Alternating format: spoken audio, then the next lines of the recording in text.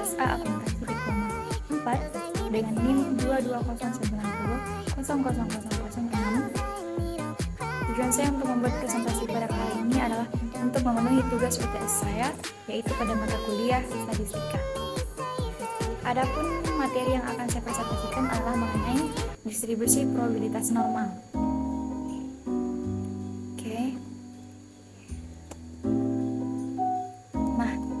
Distribusi probabilitas normal itu sendiri, distribusi normal atau Gaussian adalah distribusi probabilitas kontinu dengan kurva berbentuk lonceng yang simetris di sekitar mean. Banyak digunakan dalam statistik, ilmu alam seperti ilmu sosial, teknik dengan sebagian besar jatuh pada standar deviasi mean. Dalam satu standar saja.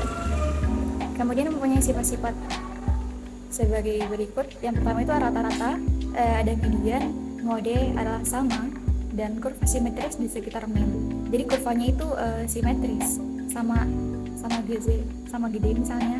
Kemudian total area di bawah kurva itu sama dengan 1. Next. Nah, ciri-ciri distribusi normal yang pertama itu ada simetris. Nah, seperti pada gambar yang saya tampilkan di sini, itu ada dua daerah yang sama, kemudian simetris terhadap vertikal yang melalui mean. Nah, simetris itu sendiri maksudnya adalah simetris terhadap nilai rata-ratanya. Kemudian asimptotik atau kurva deviasi normal, distribusi normal mendekati sumbu horizontal, tapi tidak pernah menyentuhnya, saling mendekat tapi tidak menyatu. Kemudian unibodal, distribusi normal hanya memiliki satu puncak saja. Nah, yang dimaksud dengan unibodal itu. Kemudian next, keluarga distribusi probabilitas normal, ada distribusi standar normal dan distribusi normal baku. Nah, distribusi normal standar itu sendiri adalah distribusi normal dengan rata-rata 0 dan simpangan bakunya itu 1. Distribusi ini tuh sangat penting dalam statistik karena dapat digunakan sebagai dasar untuk menghitung probabilitas dari distribusi normal apapun. Nah, distribusi normal baku itu sendiri adalah distribusi normal dengan rata-rata simpangan baku yang telah ditentukan. Nah, distribusi ini juga sering digunakan dalam analisis statistik karena memungkinkan perbandingan antara dua set data yang berbeda. Atau distribusi normal standar ini adalah distribusi perubahan acak dengan rata-rata. MU itu 0 sama dengan 0 dan varian sigmanya itu pangkat 2 dan 1. Ukuran 2 sama dengan 1 juga. Kemudian kita next.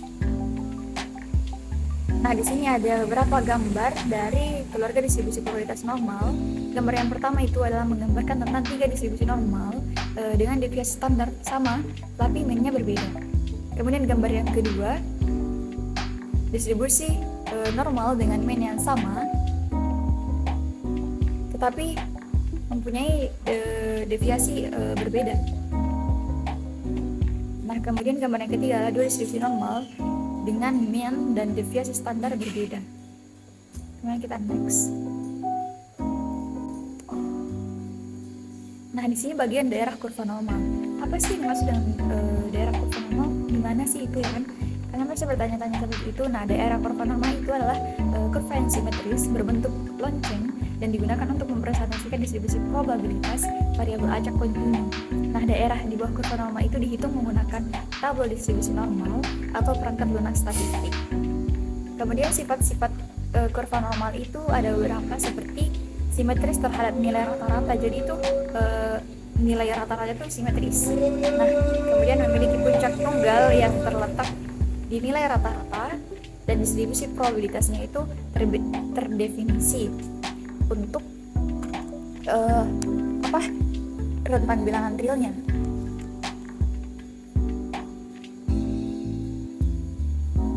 Kemudian distribusi probabilitasnya itu terdefinisi untuk seluruh rentang bilangan realnya. Kemudian lanjut. Nah, ini saya juga menampilkan gambar daerah kurva normal. Kira-kira gambarannya seperti ini. Kemudian lanjut, daerah di bawah kurva normal. Nah, daerah di bawah kurva normal itu sendiri adalah maksudnya itu adalah area di bawah kurva distribusi normal. Daerah ini tuh sering digunakan untuk menemukan probabilitas tertentu dalam distribusi normal misalnya. Nah, cara menghitungnya sendiri itu adalah kita perlu menentukan titik atau nilai z-score-nya dulu dan menggunakan tabel distribusi normal standar atau perangkat lunak statistik untuk menemukan probabilitas yang sesuai. Nah, di sini ada contoh penggunaan daerah di bawah kurva normal. Nah, misalnya kita ingin menemukan nilai probabilitas nilai z-score-nya itu akan kurang dari 1. Nah, kita dapat menggunakan tabel distribusi normal standar untuk menemukan daerah di bawah kurva normal yang sesuai.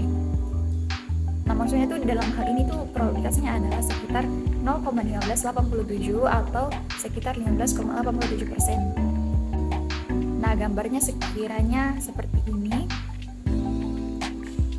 Kemudian next. Nah, distribusi probabilitas normal standar itu sendiri adalah distribusi normal dengan rata-rata 0 dan simpangan bakunya itu 1. Distribusi probabilitas normal ini mempunyai sifat-sifat seperti simetris terhadap nilai rata-rata 0. Daerah di bawah kurva distribusi normal standar adalah 0,5. Nah, distribusi normal standar memiliki deret bilangan standar yang dapat digunakan untuk menghitung nilai probabilitas tertentu. Cara penggunaannya sendiri yaitu adalah digunakan dalam berbagai bidang statistik dan ilmu pengetahuan lainnya untuk menentukan nilai probabilitas dan menguji hipotesis. Baik, kita next. Nah, dari semua materi yang saya tadi presentasikan, saya dapat menyimpulkan bahwa distribusi probabilitas normal adalah distribusi probabilitas yang paling umum digunakan dalam statistik ya. Distribusi ini dapat digunakan untuk menghitung probabilitas tertentu dalam satuan data atau suatu data yang dihasilkan dari suatu variabel normal. Nah, untuk menghitung ini sendiri tuh kita perlu mengetahui nilai z-score-nya terlebih dahulu dan standar deviasi dari data yang kita ingin analisis dan juga mengetahui bahwa berapa nilai min-nya. Nah, selain itu kita dapat menggunakan rumus z-score untuk menentukan nilai x yang diperlukan agar probabilitas itu sesuai dan dapat dihitung.